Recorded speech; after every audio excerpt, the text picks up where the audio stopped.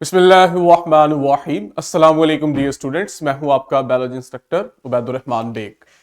हमने SLO start किया हुआ है, outline the structure, function and sources of lipids.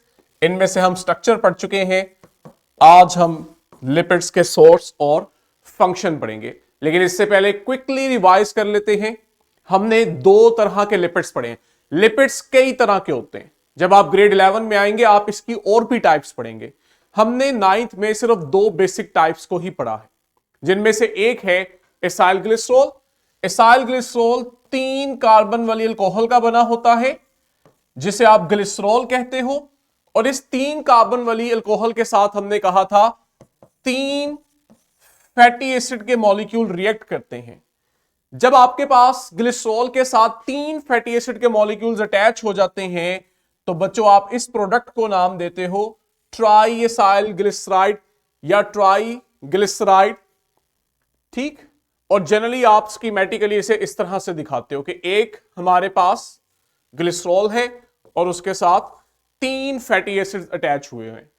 इसी को अगर आप मॉडिफाई करो तो आपके पास फॉस्फोलिपिड आता है। मॉडिफाई कैसे करना है? हम ट्राई ग्लिसराइड में से अगर ये स्ट्रक्चर ले लें, यानी हमारे पास एक ग्लिसरॉल हो और उसके साथ 2 फैटी एसिड अटैच हो, तीसरा फैटी एसिड अटैच ना हो, फिर क्या हो? वो जो तीसरा फैटी एसिड है ना, इसकी जगह पे फॉस्फेट ग्रुप अटैच हो और उस फॉस्फेट ग्रुप के साथ कोई पोलर ग्रुप अटैच हो, तो ये जो आपका प्रोडक्ट बनता है इसे आप फॉस्फोलिपिड कहते हो। तो फॉस्फोलिपिड में क्या होता है? फॉस्फोलिपिड में हमारे पास ग्लिसरॉल है, 3 कार्बन वाली अल्कोहल, उसके साथ 2 फैटी एसिड्स के मॉलिक्यूल हैं। तीसरे फैटी एसिड मॉलिक्यूल की जगह पे फॉस्फेट ग्रुप आके अटैच हो गया और ये जो फॉस्फेट ग्रुप है इसके साथ फिर हम देखते हैं कोई ना कोई पोलर ग्रुप अटैच होता है। तो तीसरे फैटी एसिड की जगह पे फॉस्फेट ग्रुप और उस फॉस्फेट ग्रुप के साथ पोलर ग्रुप अटैच हो जाए, हम इस कंपाउंड को फॉस्फोलिपिड कहते हैं। अब जो चीज आपने यहां याद रखनी है, एक तो डिफरेंस आ रहा है यहां पे कि तीसरे फैटी एसिड की जगह पे फॉस्फेट ग्रुप अटैच है।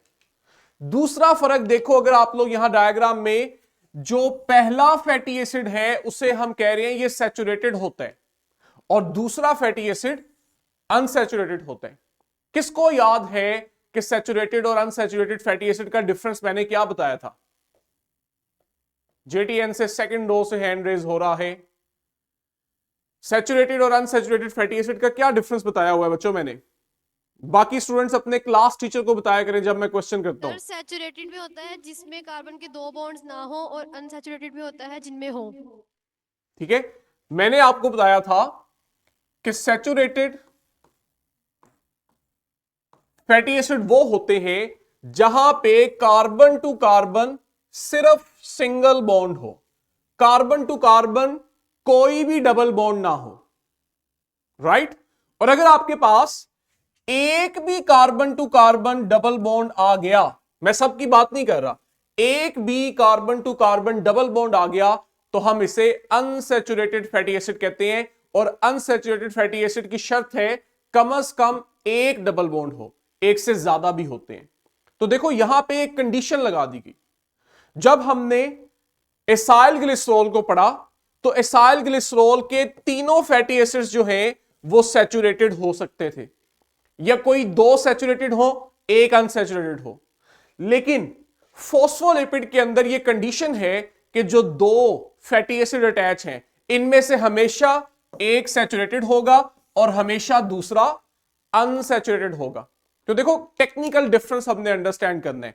वही ग्लिसरॉल है, उसके साथ 2 फैटी एसिड्स की चेन्स हैं, लेकिन एक सैचुरेटेड होगी दूसरी अनसैचुरेटेड। अनसैचुरेटेड से मुराद है कि जो दूसरी वाली फैटी एसिड चेन है उसके अंदर एक डबल बॉन्ड होगा और तीसरे वाले के साथ फॉस्फेट ग्रुप और उस फॉस्फेट के साथ पोलर ग्रुप। अब जरा इस डायग्राम को देखो बच्चों, यहां पे आपके पास इनका स्ट्रक्चर इलैबोरेट किया हुआ है।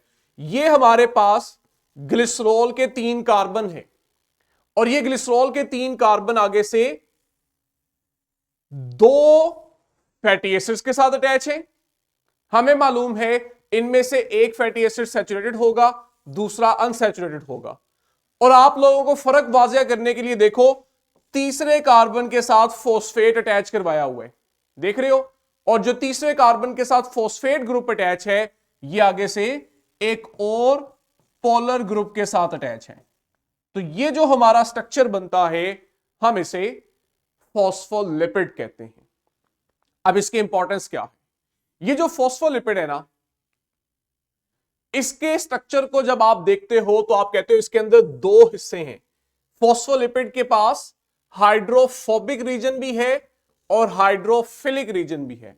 हाइड्रोफोबिक क्या होता है, जो वाटर को रिपेल करता है। हाइड्रोफोबिक आप जिस भी स्ट्रक्चर के लिए वर्ड यूज करो उसका मतलब यह होता है ये पानी के साथ इंटरेक्शन नहीं करता, उसको अपने आप से रिपेल करता है। जबकि हाइड्रोफिलिक का मतलब होता है कि इसके अंदर वाटर के साथ इंटरेक्ट करने की एबिलिटी है। तो लिपिड्स और इनमें जो फॉस्फोलिपिड्स हैं इसके दो हिस्से हम कहते हैं बन जाते हैं। एक हिस्सा वो होता है जो वाटर को रिपेल करते हैं और दूसरा हिस्सा वो होता है जो वाटर के साथ इंटरेक्ट करते हैं। इन हिस्से को हम क्या कहते हैं, जो आपके पास हाइड्रोफोबिक है, जो वाटर को रिपेल कर रहा है, इसे हम कहते हैं टेल, हाइड्रोकार्बन टेल। जबकि आपके पास दूसरा हिस्सा जो है वो हेड कहलाता है। हेड वाला कौन सा हिस्सा होता है, हेड वाला वो पोर्शन होता है जहां पे फॉस्फोलिपिड में फॉस्फेट ग्रुप अटैच होता है।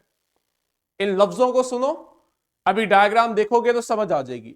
हमने कहा फॉस्फोलिपिड के दो हिस्से हैं, एक को हेड कहते हैं, दूसरे को टेल कहते हैं। हेड जो है ये वाटर के साथ इंटरेक्ट करता है, ये हाइड्रोफिलिक होता है। ये क्यों हाइड्रोफिलिक होता है, क्योंकि हेड के अंदर फॉस्फेट ग्रुप होता है और फॉस्फेट जो है ये पोलर होता है। तो फॉस्फेट पोलर होने की वजह से हेड को हाइड्रोफिलिक बना देता है, यानी कि फॉस्फोलिपिड का जो हेड होता है ये वाटर के साथ रिएक्ट करता है, इंटरेक्ट करता है। ठीक हो गया। दूसरे एंड पे टेल आ जाती है। टेल जो है ये हाइड्रोफोबिक है, ये वाटर के साथ इंटरेक्ट नहीं करती। ये क्यों हाइड्रोफोबिक है, क्योंकि यहां पे टेल के अंदर फैटी एसिड्स होते हैं। फॉस्फोलिपिड्स का जो फैटी एसिड वाला पोर्शन है इसे हम टेल कहते हैं। अब जरा यहां आओ, अब मैं आपको डायग्राम से ये सारी बातें एलैबोरेट करूंगा तो आपको समझ आ जाएगी। हमने ना ये जो गोल राउंड स्ट्रक्चर नजर आ रहा है इसे हम कहते हैं हेड। किसका, फॉस्फोलिपिड का। इस हेड के अंदर क्या होता है ये अंडरस्टैंड करो। इस हेड में ये वाला पोर्शन है, देख रहे हो, जो तीसरा कार्बन है ग्लिसरॉल का जिसके साथ फॉस्फेट ग्रुप अटैच हुआ है। फॉस्फेट ग्रुप खुद पोलर ग्रुप है, इसलिए आप देखते हो कि हेड जो है वो पोलर कहलाता है। ये देखो, आपको फॉस्फेट की ऑक्सीजन पे नेगेटिव चार्ज नजर आ रहे हैं, तो फॉस्फेट ग्रुप पोलर ग्रुप होता है। ये वाला जो हिस्सा है फॉस्फोलिपिड का जहां फॉस्फेट ग्रुप अटैच है इसे हम बच्चों गोल सर्कल से रिप्रेजेंट करते हैं। ठीक है, एक सर्कल से रिप्रेजेंट करते हैं और इसे हम कहते हैं ये हेड है। हेड क्या होता है, हाइड्रोफिलिक। इसके ऊपर पोलैरिटी होने की वजह से, चार्ज होने की वजह से ये पानी के साथ इंटरेक्ट करता है, हाइड्रोजन बॉन्ड बनाता है। और दूसरी साइड पे देखो, दूसरी साइड पे आती है टेल। टेल कौन सा स्ट्रक्चर है, यहां से देखो, ये जो पोर्शन है आपके पास, अगर मैं यहां कलर चेंज करूं, ये येलो पोर्शन जहां पे हमारे पास ग्लिसरॉल के दो कार्बन हैं और उन दोनों कार्बन के साथ आगे दो फैटी एसिड्स की चेन्स अटैच हुई हैं, इस स्ट्रक्चर को बच्चों हम टेल कहते हैं। और टेल को आप किस तरह रिप्रेजेंट करते हो, दो लाइन से। ठीक हो गया। अब जरा नोटिस करो कि ये जो टेल है ये बनी हुई है फैटी एसिड की, और फैटी एसिड चूंकि लिपिड्स हैं, हमने पढ़ा था लिपिड्स वाटर के साथ रिएक्ट नहीं कर रहे होते, इसलिए टेल जो है ये हाइड्रोफोबिक हो जाती है, ये वाटर के साथ रिएक्ट नहीं करती। इसकी सिग्निफिकेंस क्या है वो भी आपको बताता हूं।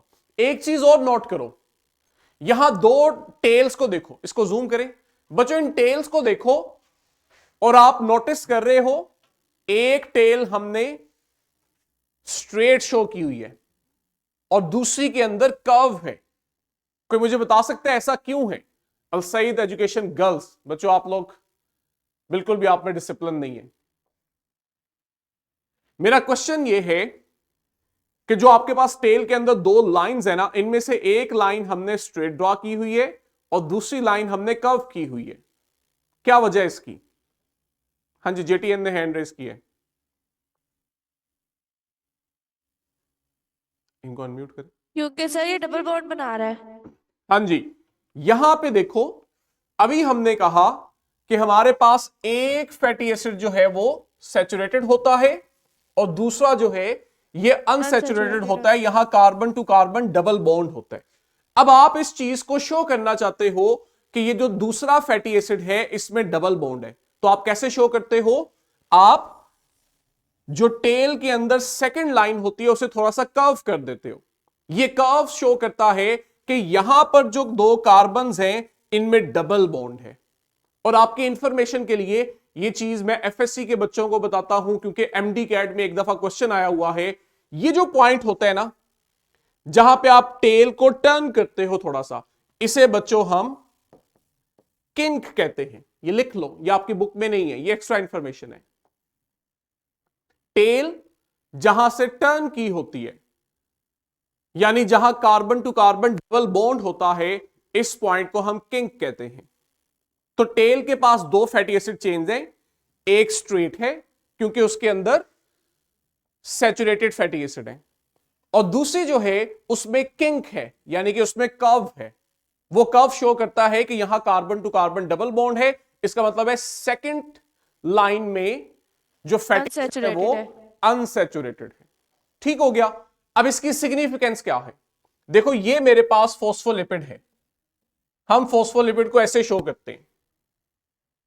ऊपर जो सर्कल है वो इसके हेड को शो कर रहा है जहां फॉस्फेट ग्रुप होता है, और नीचे की जो दो लाइंस हैं ये इसकी टेल है जहां पे दो फैटी एसिड की चेन्स हैं। अब यही वो फॉस्फोलिपिड्स हैं जो सेल मेम्ब्रेन बनाते हैं। थोड़ा सा खुद को याद करवाओ, जब हमने सेल का स्ट्रक्चर पढ़ा था तो हमने कहा था कि सेल के स्ट्रक्चर के अंदर लिपिड्स होते हैं और प्रोटीन्स होती हैं। वो जो सेल मेम्ब्रेन के स्ट्रक्चर में लिपिड्स है ना, वो असल में फॉस्फोलिपिड्स होते हैं, एसाइल ग्लिसरॉल नहीं होते। फॉस्फोलिपिड के मॉलिक्यूल्स हैं जो सेल मेम्ब्रेन बनाते हैं। अब ये जो फॉस्फोलिपिड मॉलिक्यूल्स हैं, इनमें से ये जो गोल सर्कल है ना, ये पानी के साथ इंटरेक्शन डेवलप करता है, जबकि नीचे जो मैंने लाइंस ड्रॉ की हुई है टेल इसकी, ये वाटर के साथ रिएक्ट नहीं करती। जब सेल मेम्ब्रेन बननी होती है ना, तो आप देखते हो यही फॉस्फोलिपिड मॉलिक्यूल्स जो हैं ये खुद को फिर दो लेयर्स में अरेंज करते हैं। इसलिए हम कहते हैं कि हमारी सेल मेम्ब्रेन की दो लेयर्स होती हैं, एक इस तरफ और दूसरी इस तरफ। जब सेल मेम्ब्रेन की डबल लेयर बनती है तो जो चीज आपने नोटिस करनी है वो ये कि फॉस्फोलिपिड मॉलिक्यूल्स लिपिड की जो दो लेयर्स बना रहे होते हैं वो इस तरह से बनाते हैं। ये देखो, हेड्स जो हैं ये बाहर की तरफ होते हैं, जबकि टेल्स जो हैं ये एक दूसरे के आमने सामने सेल मेम्ब्रेन के अंदर की तरफ होती हैं। जैसे यहां पे देखो कि टेल्स अंदर की तरफ आ जाती हैं सेल मेम्ब्रेन के, जबकि सेल मेम्ब्रेन में जो फॉस्फोलिपिड का हेड वाला हिस्सा है ये बाहर की तरफ होता है। कोई बता सकता है ऐसा क्यों है? ऑपोजिट क्यों नहीं होते इंट्रैक्शन? मैं आपको यहां ड्रॉ करके बताता हूं। हमारे पास देखो सेल मेम्ब्रेन के फॉस्फोलिपिड्स इस तरह से अरेंज हुए हैं। हेड्स जो है ये बाहर की तरफ है, टेल जो है वो अंदर की तरफ आ गई है। ऑपोजिट क्यों नहीं होता? फॉस्फोलिपिड के मॉलिक्यूल्स इस तरह से क्यों अरेंज नहीं होते?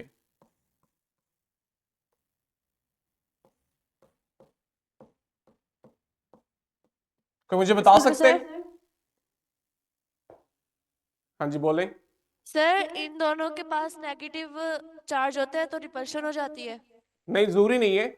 अगर आपके पास, मैंने चूंकि आपको भी बताया नहीं है कि फॉस्फेट के ऊपर जो नेगेटिव चार्ज है इसके साथ जो अटैच आर ग्रुप होता है इस पर पॉजिटिव चार्ज होता है, तो ये न्यूट्रलाइज हो जाने चाहिए। मेरा क्वेश्चन समझ रहे हो? क्लास टीचर्स जो है ये बच्चों तक कन्वे भी करें कि फॉस्फोलिपिड्स के मॉलिक्यूल्स जब सेल की मेम्ब्रेन बना रहे होते हैं तो ये खुद को दो लेयर्स में अरेंज करते हैं। जब ये सेल्स के अंदर दो लेयर्स बनाते हुए खुद को अरेंज करते हैं तो हेड हमेशा बाहर की तरफ होता है और टेल हमेशा अंदर की तरफ होती है। ऑपोजिट नहीं होता, ऐसा नहीं होता कि हेड अंदर आ जाए और टेल जो है वो बाहर चली जाए, ऐसा नहीं होता। सर जी बोले। सर क्योंकि टेल में ये खसूसियत नहीं होती कि वो वाटर को अट्रैक्ट कर पाए। नहीं होती। असल में ये देखो, एक साइड पे सेल है और दूसरी साइड पे सेल के बाहर का एनवायरनमेंट है, ठीक है, एक्स्ट्रा सेलुलर एनवायरनमेंट है, और दूसरी तरफ सेल के अंदर का एनवायरनमेंट है। बच्चों इस पॉइंट को पिक करना है, स्पेशली टीचर्स ने बच्चों को कन्वे करना है कि सेल के जो अंदर का एनवायरनमेंट है, क्या हमें नहीं पता उसमें पानी बहुत ज्यादा होता है, और सेल का जो बाहर का एनवायरनमेंट है इसमें भी पानी बहुत ज्यादा होता है। अब सेल मेम्ब्रेन सेल के अंदर की चीजों को सेल के बाहर की चीजों से अलग कर रही है। सेल के अंदर भी पानी है, सेल के बाहर भी पानी है। सेल मेम्ब्रेन को स्टेबल करने के लिए फिर हम देखते हैं हेड्स हमेशा बाहर की तरफ रहते हैं जहां पर पानी होता है, ठीक है, ताकि हेड वाला पोर्शन वाटर के साथ इंटरेक्शन डेवलप कर ले और इससे सेल मेम्ब्रेन स्टेबल हो जाती है। चूंकि फैटी एसिड्स जो हैं ये वाटर के साथ इंटरेक्शन नहीं करते, इसलिए आप देखते हो ये सेल मेम्ब्रेन के अंदर की तरफ आ जाते हैं और हेड्स हमेशा बाहर रहते हैं। बाहर इसलिए रहते हैं कि वो वाला फेस जो सेल की तरफ है वहां वो वाटर के साथ इंटरेक्शन डेवलप करता है, और वो वाला फेस जो बाहर की तरफ है वो बाहर मौजूद वाटर के साथ इंटरेक्शन डेवलप करता है। इसलिए आप देखते हो आपको हमेशा पोलर हेड्स जो हैं वो बाहर नजर आते हैं और टेल्स अंदर की तरफ नजर आती हैं, क्योंकि सेल के अंदर और सेल के बाहर दोनों साइड्स पे वाटर होता है, और ये जो पोलर हेड्स हैं ये वाटर के साथ इंटरेक्ट करके सेल मेम्ब्रेन को स्टेबल बनाते हैं।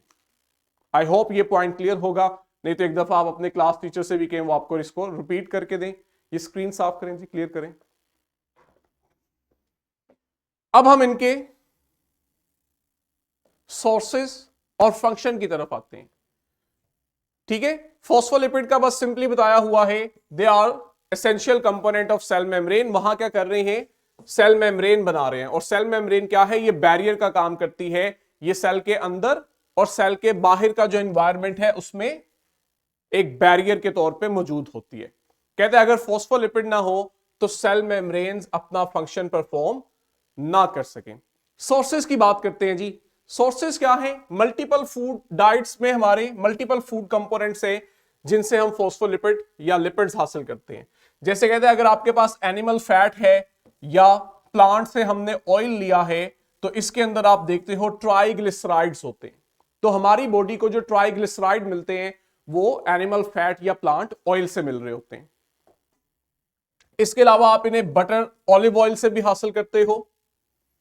फॉस्फोलिपिड की बात करें तो फॉस्फोलिपिड एग के अंदर, स्पेशली एग का जो येलो पार्ट है योक, और एनिमल लिवर्स, ठीक है, एग का येलो पार्ट योक और एनिमल लिवर, इनमें फॉस्फोलिपिड्स होते हैं। तो जब आप ये खाते हो तो आपकी बॉडी में फॉस्फोलिपिड्स एंटर हो रहे होते हैं।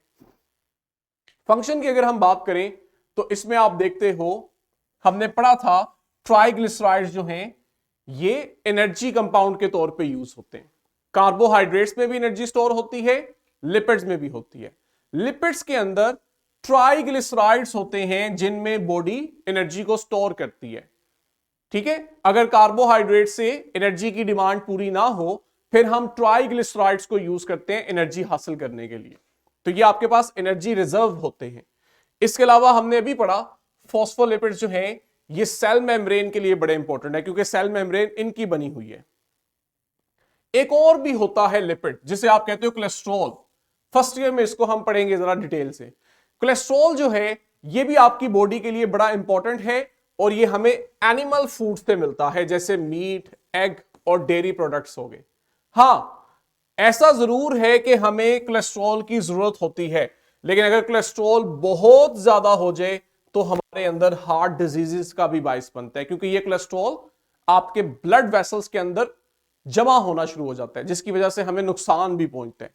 तो अगर हम नॉर्मल रेशियो के अंदर कोलेस्ट्रॉल लें तो इट इज गुड, और अगर आप जरूरत से ज्यादा कोलेस्ट्रॉल इनटेक करते हो तो ये आपके लिए नुकसानदेह होते हैं। इसके अलावा आप देखते हो कि आपके पास जो अनसैचुरेटेड फैट्स है ना, ये हमारी हेल्थ के लिए बहुत इंपॉर्टेंट होते हैं। अगर आप अनसैचुरेटेड फैट्स का इस्तेमाल ज्यादा करते हो तो उसमें कोलेस्ट्रॉल लेवल कम होता है और हमें डिजीज होने के चांसेस भी कम हो जाते हैं। वो फूड सोर्स जिससे हम अनसैचुरेटेड फैट्स हासिल कर सकते हैं वो है नट्स और सीड्स, जैसे आपके पास आलमंड्स, वॉलनट्स, चिया सीड और फ्लैक्स सीड।